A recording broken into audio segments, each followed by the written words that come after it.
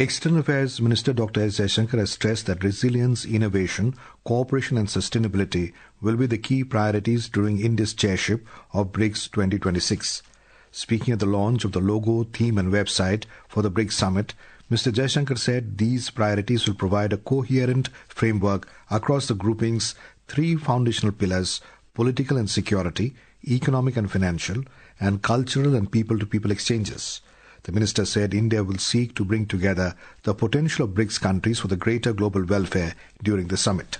India approaches its chairship with a humanity-first and a people-centric approach, inspired by the guidance of Prime Minister Narendra Modi. Our chairship theme, Building for Resilience, Innovation, Cooperation and Sustainability, reflects our belief that cooperation among BRICS members can help address shared challenges in a balanced and in an inclusive manner.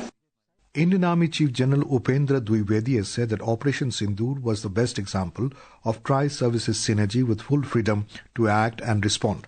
He said the operation remains ongoing and any misadventure by the adversary will be dealt with effectively. Addressing a press conference in New Delhi today, General Dwivedi said a clear decision to respond decisively was taken at the highest level following the Pahalgam terror attack. He said Operation Sindoor reset strategic assumptions by striking deep, dismantling terror infrastructure and puncturing the long-standing nuclear rhetoric.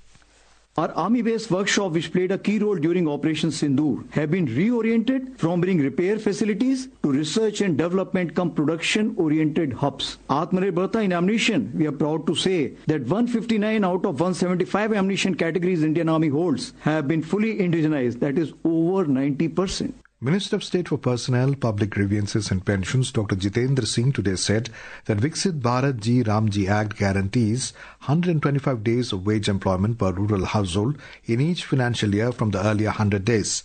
Addressing a press conference on Viksit Bharat Ji Ramji in New Delhi today, the minister said that the scheme also provides an aggregated 60-day no-work period to ensure the availability of agricultural labour during peak sowing and harvesting season. The minister said that going digital will help in curbing the ghost beneficiaries under the scheme. Home and Corporation Minister Amit Shah has stressed that the country will emerge as the world's third largest economy by the end of next year. He was addressing a public meeting at his native town Mansa in Gandhinagar district after launching and inaugurating development projects worth over 267 crore rupees. Mr. Shah said the government is committed to making India a global leader in every sector by the year 2047.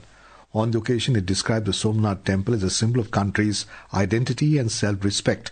He added that the government will celebrate the Somnath Swabhiman Parv throughout the year to showcase the temple's 1,000-year-old glorious history and pass on this legacy of self-respect to future generations.